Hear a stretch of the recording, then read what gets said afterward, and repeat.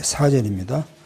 요아스가 제사장에게 이르되 무릇 여호와의 전에 거룩하게 하여 드리는 은 곧 사람의 통용하는 은이나 각 사람의 몸값으로 드리는 은이나 자원하여 여호와 전에 드리는 모든 은을 제사장들이 각각 아는 자에게서 받아들여 전에 어느 곳이든지 퇴락한 것을 보거든 그곳에서 수리하라 하였더니 요아스 왕 23년에 이르도록 제사장들이 오히려 전에 퇴락한 데를 수리하지 아니하였는지라.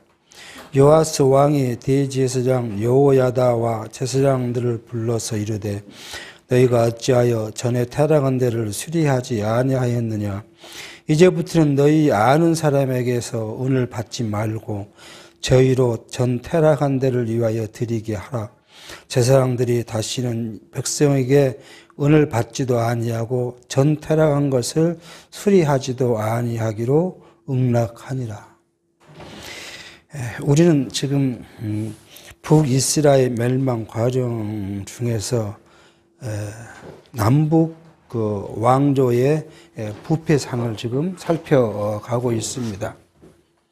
그 중에서 이 남왕조의 부패는 이미 여러 번 이제 살폈습니다만은 남왕조의 부패는 가장 핵심이 뭐죠? 산당에서 제사를 드리는 것이었죠.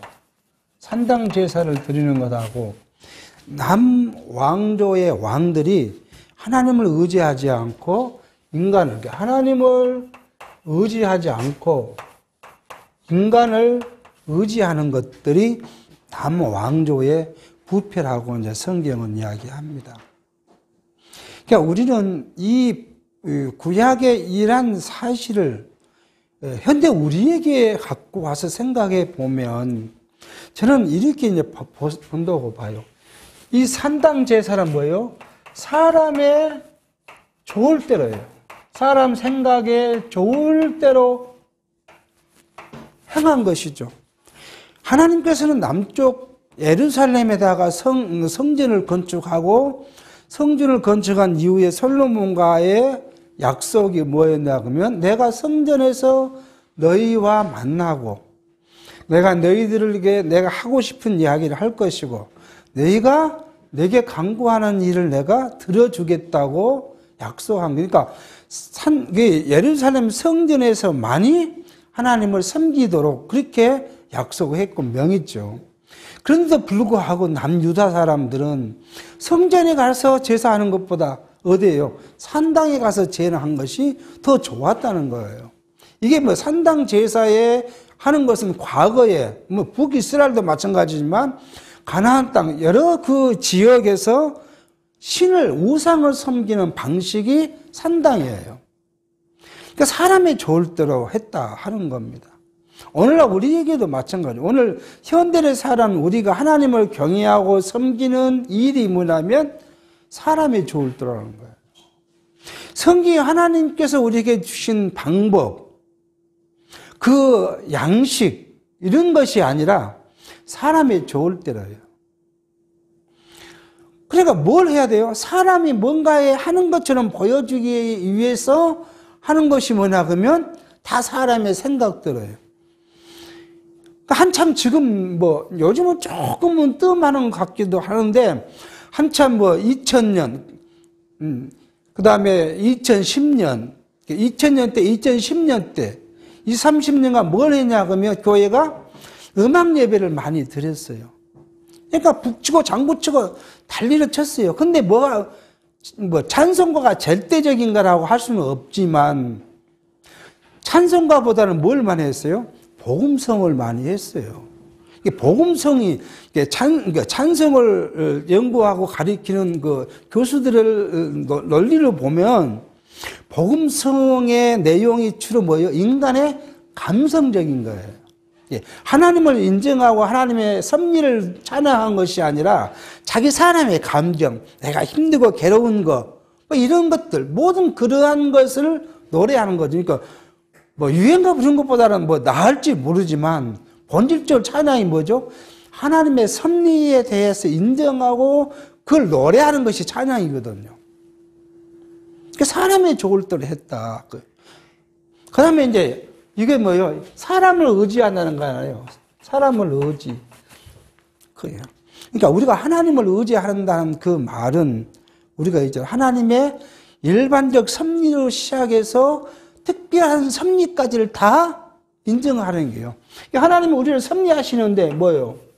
어떤 섭리냐 그러면 일반적인 섭리예요. 그냥 숨 쉬고 살고 모든 사람 비오고 이 모든 것들은 뭐예요? 일반적 섭리예요. 그리고 이제 특별한 섭리는 뭐예요? 하나님이 우리는 중요한 게 뭐예요?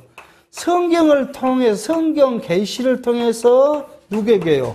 택자들에게 그 백성들을 뭘 어떻게 해 주시겠다는 것들을 약속하신 거잖아요. 그러니까 이걸 모두 인정한 것이 하나님을 의지한다는 건데 우리는 뭐예요? 이것은 이 일반적 계시는 우리가 크게 뭐 이야기하지 않잖아요. 근데 이거예요. 이거. 우리에게는 뭘 했어요? 예수께서는 우리에게 뭐 했냐면 너희는 이방인은 뭐예요? 무엇인가는 모르지만 몰라요. 모르지만은 수 없는 것들을 구한다. 근데 너희는 하나님께서 우리의 아버지께서 그죠? 이것을 시와 때와 장소에 필요한 것들을 아심으로 다 주실 것이다. 그러면 너희가 구할 건 뭐라고요? 하나님의 나라에 있는 의. 이것이 없으면 우리가 하나님 백성도 아니고 하나님 나라에 들어갈 수도 없으니 이걸 구해라. 이건 의미가 없다. 이방인들이 구한 것이고 이런 것을 뭐라고 해요? 성경은 중언 부언이라고 그렇게 이야기했어요. 중언부언하지 마라. 그렇게 이야기를 합니다. 근데 우리 역시 육체를 입었기에 뭐요? 이것을 굉장히 고민하고 살아요. 어쩔 수 없는 이유예요. 그런데 여기서 우리는 우리는 간과한 것이 뭐냐 그러면 이것과 이것을 뭘로요? 자기 좋을 대로 바꿔놨어요. 그리고 자기 좋을 대로 바꿔가지고 뭘요? 이걸 굉장히 중요하게 여겨요. 물론 우리 육체가 중요하지 않단 말이 아니에요. 이건 중요해요. 우리가 살아가는 일이 왜 중요하지 않겠습니까? 그런데 궁극적으로 제가 말씀드리고자 한 건 뭐냐면 우리 삶의 궁극적인 목표, 도달할 지점, 그게 뭐냐면 이거잖아요. 신령한 하나님의 나라인데 신령한 하나님의 나라보다 뭐래요? 내 육체의 것이 더 중요해요. 그래서 뭘 해요? 신령한 하나님 나라의 것은 이제 뒤로 밀고 우선순위에서 뒤로 밀고 우선순위 제일 앞에 건 뭐예요? 육체의 것이에요. 근데 육체는 우리는 이렇게 저는 봐줘요. 육체의 이게 세상의 경제란 건 그거잖아요. 우리가 사는 일을 어쩔 수 없는 안 먹으면 죽으니까 뭐 세상에 아무리 기도 많이 하신 분이라고 안 먹고 있으면 살겠습니까? 죽지. 이게 죽는 거 말고 우리가 그거 안 해도 죽지 않아요. 그런데 그것이 그거 우선에 있다는 거예요. 그것이. 그래서 우리는 뭐야? 이때 당신은 이게 하나 부패라고 이야기했다면 오늘 우리에게는요. 우리가 안 하면 죽는 일 말고 그게 보면 대부분의 육체의 쾌락이에요. 육체의 즐거움. 이것이 신령한 것보다 우선 더 있다는 거예요. 이제 그걸 저는 우리 말씀운동교회에서 가끔 생각한 게 뭐냐 하면 잘못 가르쳤던 결과예요. 제가 그 이야기는 뭐냐 이제 지금은 별로 그런 말을 안 하지만 수없이 옛날에 우리가 이 말씀 운동을 공부한 초기에 수없이 들었던 이야기가 지금도 그것이 영향을 주고 있다는 생각을 하는 거예요. 왜냐 그러면 박영기 목사님 우리 강론을 쭉 듣다 보면 옛날 거 듣다 보면 그런 걸 많이 하잖아요. 아니 일요일 오늘 지금 우리 모였잖아요. 이게 안식일도 아니고 그러니까 그렇게 안식일도 아니야. 그러니까 뭐 형제들하고 뭐 모임이 있으면 가도 돼. 뭐 가족에 뭐 있어 가도 돼. 내가 어디 놀러 가고 싶었으면 갔다 와도 돼. 다 그렇게 가르쳐. 자유라는 것을 가르쳤어. 자유라는 것. 그 자유는 뭐냐면 육체의 방종이 아니라 성경이 말한 진리, 우리 속사람이 갖고 있는 자유를 가르칠 때 좀 과하게 가르쳤어요. 그래서 온통 그렇게 생각하고 살았어요. 그 결과가 뭐냐 그러면 그걸 안 해도 우리 생명과 관계없는 육체적 즐거움, 쾌락을 신령한 것으로 먼저 바꿔놓고 그걸 먼저 하고 신령한 것은 다음에 하고 이런 것이 뭐예요? 오늘 우리에게 하나님이 말씀하신다면 부패다라는 거예요. 부패다. 저는 그렇게 이제 우리의 삶을 한번 돌이켜 볼 수 있는 부분이 아닌가 하는 생각을 합니다. 두 번째로 이제 북이스라엘은 뭐하죠? 북이스라엘 부패는 이건 심각한 거예요. 뭐예요? 우상숭배예요. 우상숭배. 이걸 어떻게 이야기했냐? 누구의 길로요? 여로보암의 길로. 여로보암의 길. 이게 뭐예요? 베델과 단에 금송아지만 내놓고 예루살렘 못 가게 하고 거기서 이게 하나님이다. 금송아지를 하나님으로 바꿔놓고 물질을 하나님으로 바꿔놓고 숭배하라고 이야기를 무엇을 위해서요? 인간의 욕망을 위해서. 자기가 왕위를 해야 되는데 이스라엘 백성들이 다 남유다로 가버리면 안 되니까 못 가게 하기 위해서. 그게 뭐예요? 여로보암의 욕망 때문에 그런 거예요. 두 번째는 뭐예요? 아합의 길로 그래. 아합의. 이게 강력하게 악한 왕이냐 아합이에요. 이건요 여기는 몇 가지의 우상을 갖다 놨다면 아합의 집에는요 온갖 우상을 다 갖다 놨어요. 왜요? 여자 자기 아내로부터. 그래서 우상을 숭배하고 심지어는 뭐예요? 하나님을 섬기는 선지자 제사장들을 다 잡아 죽였다는 거잖아요. 이게 남유다의 부패입니다. 그래 놓고 이제 오늘 요아스 일을 지금 이야기를 했습니다. 요아스. 이제 지난 시간에 요아스 이야기를 해요. 이 요아스가, 이게 아하시아가, 그죠? 남유다의 왕 아하시아가 북쪽 아합과 해서 갔다가 뭐고요? 죽어요. 이 예후가 죽였습니다. 그 아하시아의 형제도 다 죽이니까 아하시아의 어머니 아달랴가 자기 남아있는 왕족을 다 죽이고는 자기가 왕이 됐는데 그때 누구요? 핏덩어리 요아스를 자기 누이가 숨겼다. 그리고 6년 후에 이제 7년째 된 때 7살 먹었을 때 왕위에 올렸다.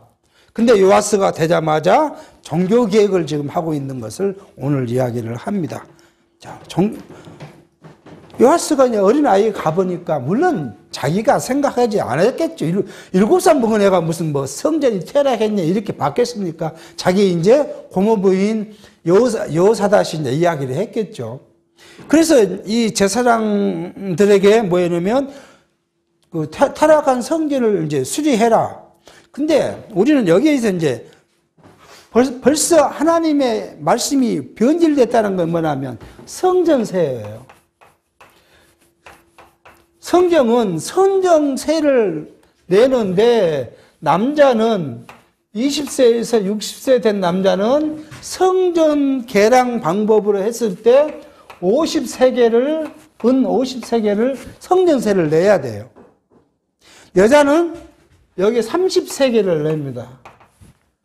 이름을 가지고 뭐예요? 성전을 수리하고 그렇게 돼 있어요. 예수님께서도 그렇게 이야기해요. 어떤 사람이 가버나움에 갔을 때 예수님 베드로에게 아니 누구 당신 선생은 왜 성전세를 안 내냐? 그렇게 물으니까 예수님께서 뭐라고 말하냐면 베드로에게 야 세금은 누가 내는 거냐? 그러고 물어요. 이게 주인이 세금을 내냐? 주인이 아닌 사람이 세금을 내냐? 그러고 물으니까 베드로가 주인이 아닌 사람이 세금을 냅니다. 그 말은 뭐예요? 성전의 주인 대신 예수는 뭐예요? 성전 대세를 낼 필요가 없잖아요.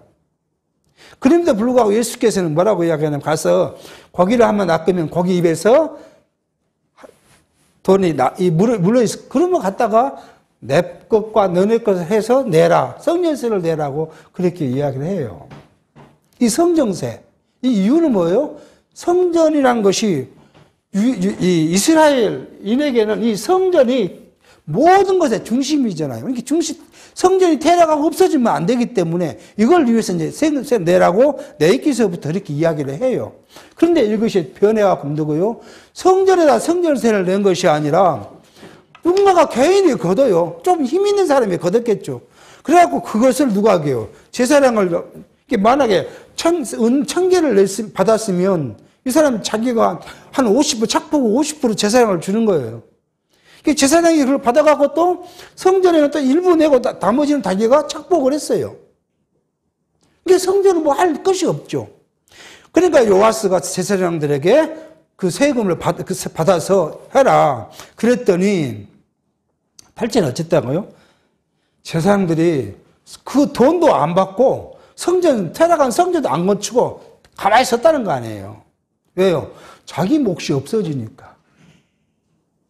뭐 가서 힘들게 가서 그 돈을 받아갖고 와봐야 그런 거 갖고 성전 테러한 거 보수해버리면 자기 몫이 없는데 몰라 내가 힘들게 그거 가서 받아오고 그것도 갖다 바쳐갖고 그걸 해야 하고 제사장들이 아무것도 안 했다.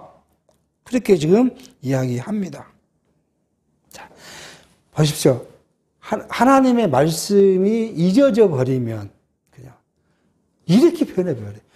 제사장이라는 사람은 누구예요? 오직 하나님 백성들을 위해서 대신해서 하나님을 섬기고 경외하고 하는 일이 전무인 제사장들도 하나님을 잊어버리면 뭐예요? 그게 자기 생업의 수단으로 바뀌어본다는 거예요.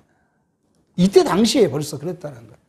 뭐 현대 같으면 현대의 제사장이라는 직분은 없지만 하나님을 위해서 봉사하는 직을 갖고 있는 사람들이 하나님을 잊어버리면 그게 뭐예요? 자기의 영광을 위해서 하게 돼 있어요. 그러니까 교회에서 직분을 맡은 사람들은 굉장히 조심하고 또 조심하고 고민해야 할 이유가 여기 있어요. 내게 직분을 줬을 때 그 직분이 명예가 아니라 뭐예요? 성도들을 위해서 하나님을 봉사하는 그런 귀한 직분이기 때문에 내가 어떻게 하면 그 직분을 충성할까? 정말 선하게 아름답게 내가 그것을 직분을 맡을 수 있을까? 그걸 고민하고 그렇게 해달라고 기도할 수밖에 없잖아요. 내 능력으로 안 되니까. 근데 하나님께서는 참 성경에도 그렇게 말씀하셨지만 그렇게 기도하는 사람들에게 그 직분을 감당할 만한 믿음도 지혜도 시간도 여건도 주신다는 거예요. 그게 놀라워요. 뭐 세상적 지식이 있고 학식이 있고 없고가 아니라 그것을 소망하는 사람에게는 세상과 관계없는 하나님의 지혜로 그걸 감당케 하신다는 거예요. 저희 마을에 이제 친구 한 분이 있어요. 그 중학교를 졸업하고 일찍 서울로 올라갔습니다. 그래서 뭐 함석을 이렇게 해 만들어서 함석쟁이에요. 근데 서울의 큰 교회에 그걸 갔는데 정말 그 친구는 지금 몇 년에 한 번 봐도 사람이 순진해요. 악의가 없어요. 그 사람 머릿속에는 뭐가 없어요? 개사가 없어요. 근데 그거 뭐야? 서울의 큰 교회에서, 그것도 전라도에서 올라온, 예? 뭐 학식이 있는 것도 아닌, 그런데도 먼저 이제 안수 집사를 뽑는데 30대 안수 집사가 된 거예요. 그러니까 하나님은 자기의 일을 부자라고 시킨 것도 아니고, 대학, 박사라고 시킨 것도 아니고, 건강하다고 시킨 것도 아니고, 누구를요? 자기를 바라보는 자를 사용하는 거고, 건강이 그것을 담당할 때 뭐예요? 건강이 필요하면 건강도, 지혜가 필요하면 지혜도, 총명이 필요하면 총명도 이렇게 주셔서 담당케 하신다는 것을 알 수가 있어요.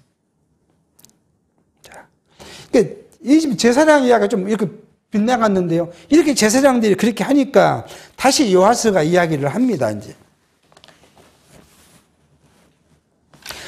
9절입니다. 제사장 여호야다가 한 궤를 취하여 그 뚜껑에게 구멍을 뚫어 여호와의 전문 어기 우편 곧 단 옆에 두매 물은 여호와의 전에 가져오는 은을 다 문을 지키는 제사장들이 그 궤에 넣었더라.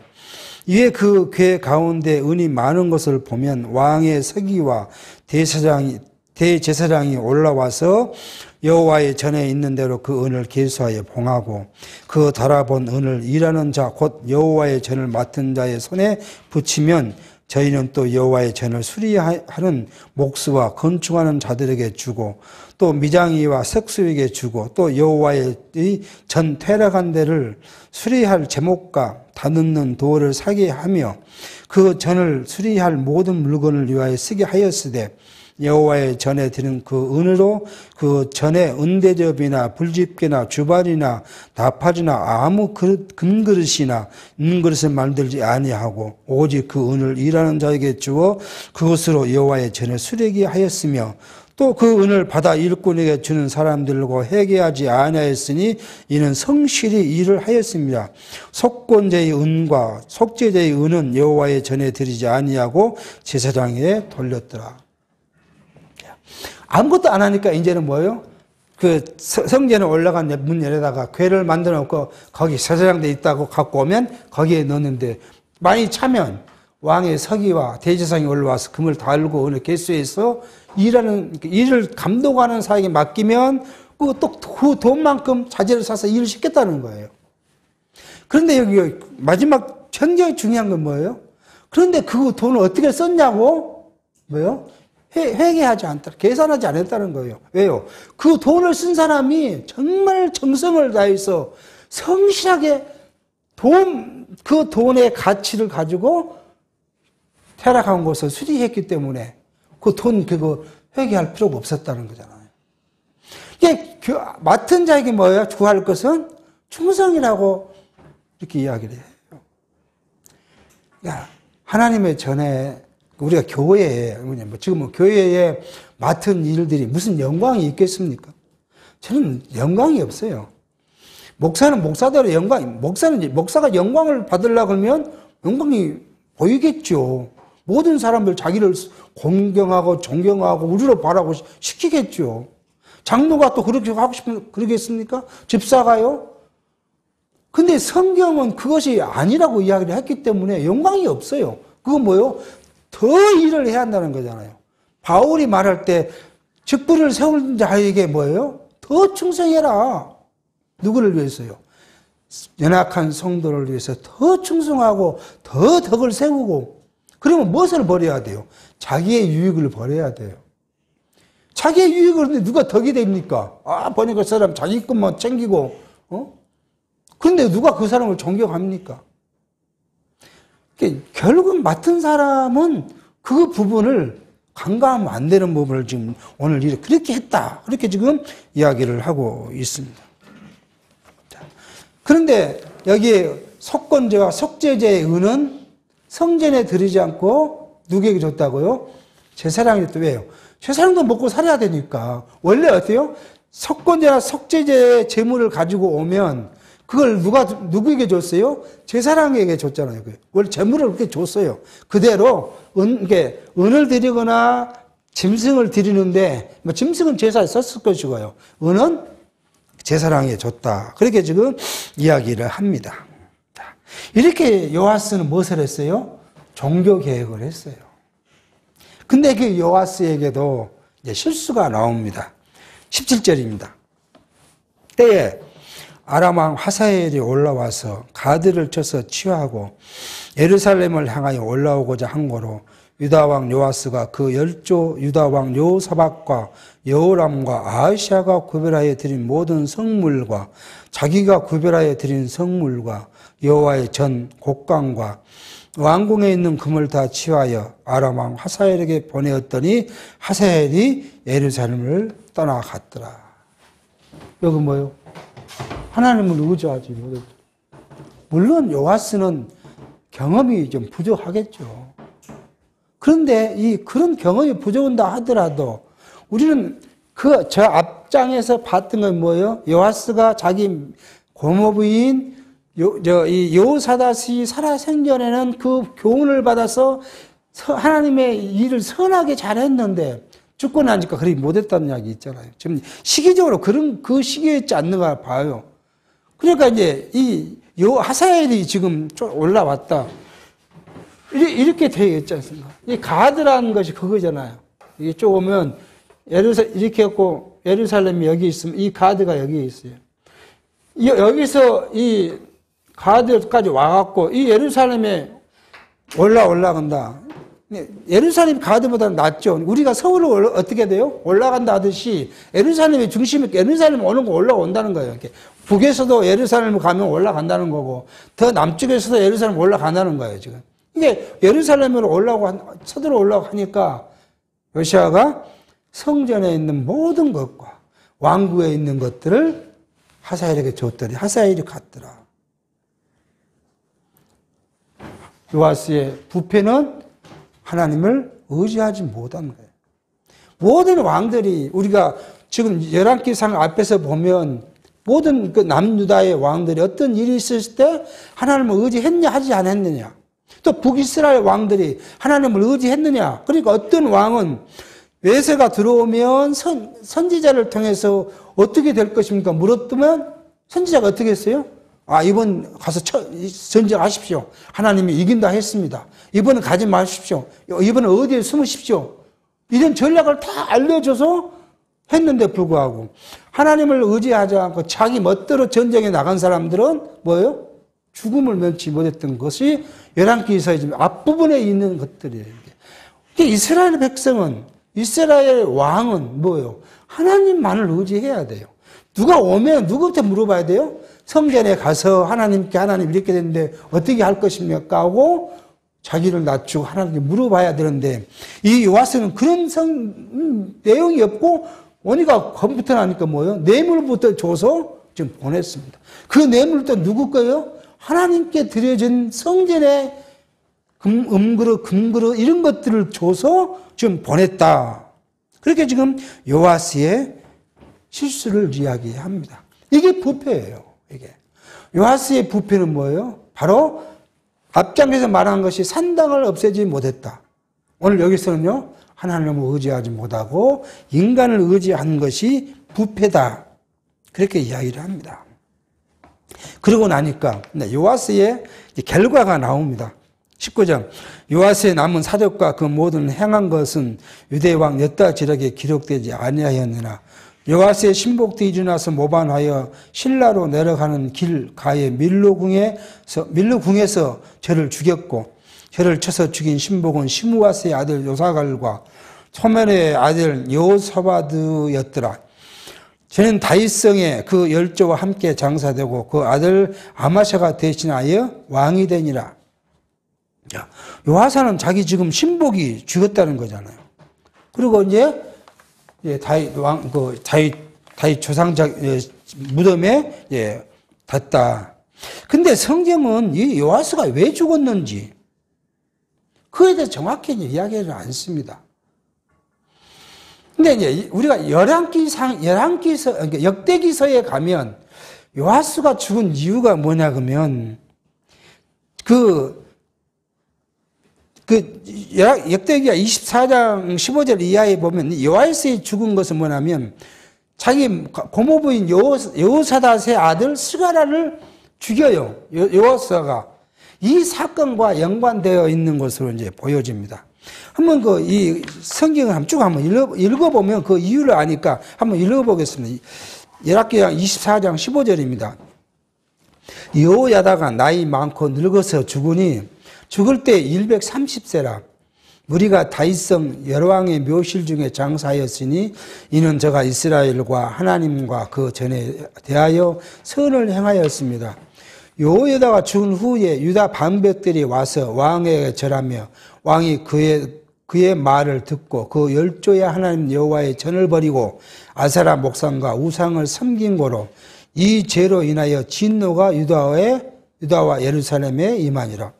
그러나 여호와께서 선지자를 저에게 보내사 다시 자기에게로 돌아오게 하려 하심에 선지자들이 저에게 경계하나 듣지 아니하니라. 여기까지는 뭐예요?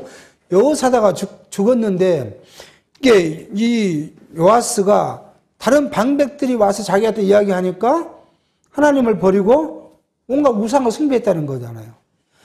그러니까 이 온갖 우상을 숭배하니까 하나님께서 돌이키려고 선지자를 보내서 경계해도 말을 듣지 않았다. 지금 그거잖아요. 말을 듣지 않았다.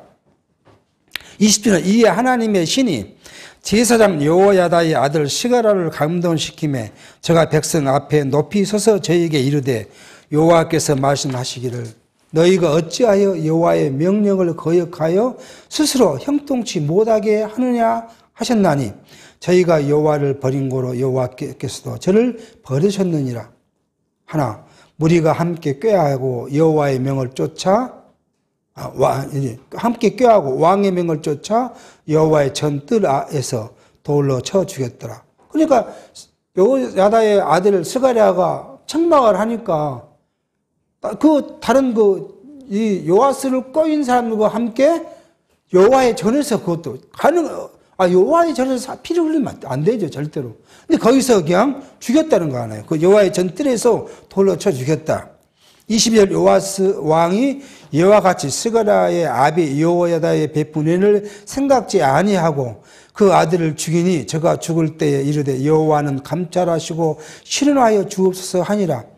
1주년 후에 아람 군대가 요아스를 치려하여 올라와서 유다와 예루살렘에 이르러 백성 중에서 그 모든 방백을 멸절하고 노략한 물건을 다메섹의 왕에게로 보내니라. 아람 군대가 적은 무리로 왔으나 여호와께서 심히 큰 군대로 그 손에 붙여졌으니 유다 사람이 그 열조의 하나님 여호와를 버렸습니다. 이와 같이 아람 사람이 요아스를 징벌하였더라. 요아스가 크게 상함에 적군이 버리고 간 후에 그 신복들이 제사장 여호야다의 아들들의 피로 인하여 모반하여 그 침상에서 쳐 죽인지라. 다윗성에서 장사했으나 예왕의 모실에는 장사하지 아니하였더라. 모반한 자는 암몬 여인 스무아스의 아들 사박과 모압 여인 스무렛의 아들 요사밭이더라. 요아스의 아들들의 사적과 요아스의 중대한 경책을 받은 것과 하나님의 전 중수한 사적은 다 열왕기 주석에 기록되니라. 그 아들 아마사가 대신하여 왕이 되니라. 이렇게 역대기하 24장의 기록을 보면 요아스가 죽음을 당하는 것은 제사장의 아들 스가랴의 책망을 죽였고 또 이 요아스가 방백들을 말아듣고 우상을 숭배함으로 하나님이 남유다를 징별하셨는데 그 징별의 이유는 뭐예요? 모반을 일으켰고 그리고 또 이 아람 군대가 와서 다치게 했는데 죽었는지 안 죽었는지 확인도 하지 않고 버리고 가버렸다. 그러니까 그 심각한 상황을 볼 수 있는 거죠. 근데 그걸 거의 죽어 있는 상태인 요아스를 보고 모반해서 죽였다. 이렇게 성경은 지금 역대기하에서 이야기하고 있습니다. 이게 이렇게 함으로써 뭐예요? 남유다의 부패, 그 결과가 요아스가 죽었다는 사실을 이야기합니다. 우리는 여기서 중요한 것이 있어요. 항상 우리는 뭐예요? 심판, 죄. 믿고, 죄는 심판. 그럼 이 심판의 기준이 뭐냐, 그거죠, 기준. 죄를 짓으면 심판을 한다. 그러면 보통의 이야기는 심판의 기준이 죄를 짓고 안 짓고이지 않겠어요? 오늘 현대 교회도 굉장히 이걸 이야기를 많이 하지요. 가끔 이제 잠깐 여담식으로 말씀을 드립니다만은 같이 이제 병원을 가요. 주일날 오후에 어떤 성도가 입원했다 그러면 목사님이랑 같이 교회 가면은 항상 이제 우리 말씀드린 교회 여기 다른 기존교회에 있어서 가면 이 문제. 노골적으로 말은 못 하는데 누워있는 사람이 하나님 앞에 죄를 짓으니까 불충성을 했으니까 혹시 그런 거 있으면 뭐부터 하라고요? 회개부터 하라고요. 같이 갔는데 물론 제가 죄를 많이 지어서 그런지는 모르겠지만 그 말을 들으면 자기는 죄 안 지었나? 그런 생각이 들어요. 같이 예배 뒤에 뭐 장로니까 따라가야 되잖아요. 그럼 자기는 죄 안 졌나? 세상에 죄를 이야기하면 죄를 안 지은 사람이 누가 있어요? 근데 이 기준이 다르다는 거예요. 이게 그것을 오해하고 있다는 거예요. 심판의 기준이 뭐예요? 택자와 불택자가 다르다는 거잖아요. 달라요. 이걸 오해하고 있으니까 그냥 그 말을 아무가 안 돼서 하는 거예요. 택자의 이 심판의 기준은 죄가 아니라 누구예요? 하나님의 뜻이에요, 뜻. 하나님 뜻이에요. 하나님의 뜻이지. 내 인간의 육체가. 그러니까 뭐예요? 죄가 난다면 다 얻어 맞아야 되잖아요. 그 같은 목사님이나 따라가는 저나 누워있는 사람이나 죄를 생각하면 다 얻어 맞아야지. 서 있을 만한 사람이 누가 있어요? 아무도 없죠. 근데 그 하나님께서는 그것을 죄로 여기지 않으신다는 거잖아요. 우리에게는요, 우리에게는. 왜요? 이미 우리가 하나님의 불순종하고 하나님을 멀리하고 하나님 뜻을 버렸던 우리의 잘못된 부분에 대해서는 누가요? 그리스도께서 죄의 대가를 치러버렸는데, 우리 법도 일사보질의 원칙이잖아요. 한번 죄진 거 때려놓으면은, 그 다음에 뭘 어떻게 못하지 않습니까? 하나님께서 우리 죄를 다 용서해버렸다고 선언을 해버렸는데, 또 무슨 죄를 갖고 와서, 무슨 핑계로 우리를 죄 짓다고 또 때려가지고 아프게 누워놓겠습니까? 이 하나님의 뜻, 이것이 언약이잖아요, 언약. 이게 언약이에요. 이게 기준은 하나님의 언약이에요, 언약. 이게 육체가 아프고 이런 것은 뭐예요? 하나님의 일방적 섭리예요. 일방적 섭리. 우리가 가을째 되면 감기도 걸리고요. 더 살다 보면은 어떻게 보면 하나님 우리를 데리고 가실래 못 해주시겠어요? 불치병도 주실 것이고요. 그게 일반적 섭리예요, 그게. 일반적 섭리가 아니고 뭘로 구분한다면, 우리가 일반인과 더불어 다를 바 얼마나 있어요. 근데 역시 아직도 어디에 있으니까? 모르는 곳에 빠져 있으니까 그것을 갖고 하나님의 판단 기준이라고 역설을 하면 그걸 듣는 성도들이 불안한 거고요. 불안하면 뭐가 있어요? 성도들의 그 중심에 있는 평안이 다 깨져버려요. 생각해 보십시오. 오늘 진짜 신령한 사람하고 여러분과 저한테 당신 죄짓지 누구 옛날 그런 사람 많이 쓰 이러면 다 보인다 그러잖아요. 이렇게 올려보면 보인다 그러잖아요. 항상 부흥 많이 할 때, 부흥회 때. 그러면 내가 은밀한 것에 지금 제가 그 사람 영안에 보여버릴 것인데 두렵죠. 그럼 당신 죄짓지, 당신 죽어. 그러면 얼마나 두렵겠습니까? 그러면 내 속에 있던 평강이 싹 가버리고 그냥 율법의 두려움으로 들들들 떨고 살아가게 되는 것이죠. 내가 한 발만 걸어가도 벌 받으면 어쩔까? 그래서 옛날에 그거 있잖아요. 돌뿌리 발만 넘어져 태도 뭐가 있다고요? 마귀가 사단이 했다고. 그렇게 부흥 집회에서 하던 목사님이 있어요. 먼초성 목사님이라고 있어요. 그렇게 성도를 갖다 뭐 안 해요? 죄 안에 율법 안에 넣어가지고 불안케 만들어. 우리는 이제 뭐예요? 우리는 자유예요. 그래서 자유란 거예요. 우리의 신앙적 상태가 신앙 생활의 모습을 자유다. 아까 처음에 말씀드린 그것이 자유라는 것이 아니라 율법으로부터 우리가 자유. 이 하나님의 약속을 받았기 때문에 율법으로부터 자유한. 그렇습니다. 우리가 떳떳하게 하나님 앞에 나와서 하나님 아버지 그리고 이야기한 거 아니에요. 우리가 하면 역으로 생각하면 우리 부모님한테 우리 아버지한테 내가 큰 잘못했어요. 근데 우리 아버지가 아니라고 생각하면 가서 앞에 갖고 웃으면서 아버지 그리고 갈 수 있겠습니까? 우리 아버지라고 또 우리 아버지가 나를 용서해 줄 거라는 것이 내가 확신이니까 집에 와서 아버지 내 건 제가 그렇게 웃고 자식 이야기하는 거죠. 그래서 아버지 듣고 그래 그렇게 넘어가는 거죠. 그걸 지금 오늘 이야기를 한 거예요. 그러니까 우리가 하나님을 아버지라고 부르고 떳떳하게 나와서 찬송하고 감사하고 그 은혜를 달라고 이야기를 한 것이죠.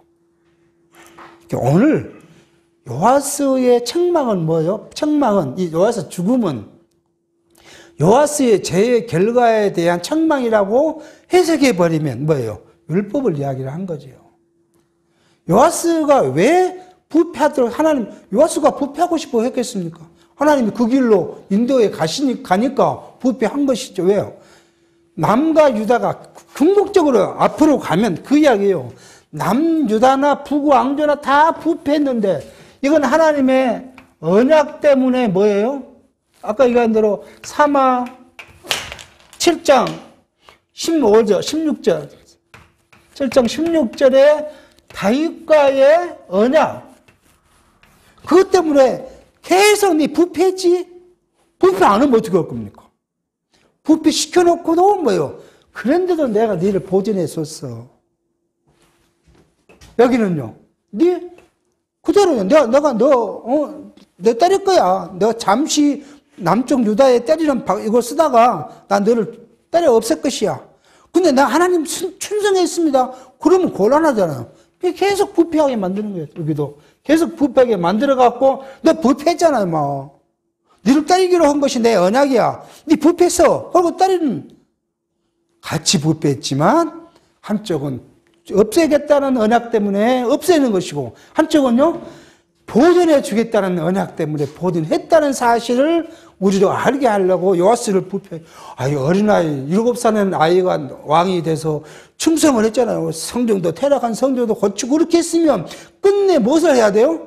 이쪽 칭송받는 왕이 돼야 되는데 혹시 마지막에 와서 무엇을 해요? 부패시켜버리고 말. 인간으로 된 것이 아니라 하나님이 하신다 하는 사실을 우리로 하여금 알게 합니다. 그래서 하나님은 뭐라고요? 여기 뭐라고요? 미워할 자.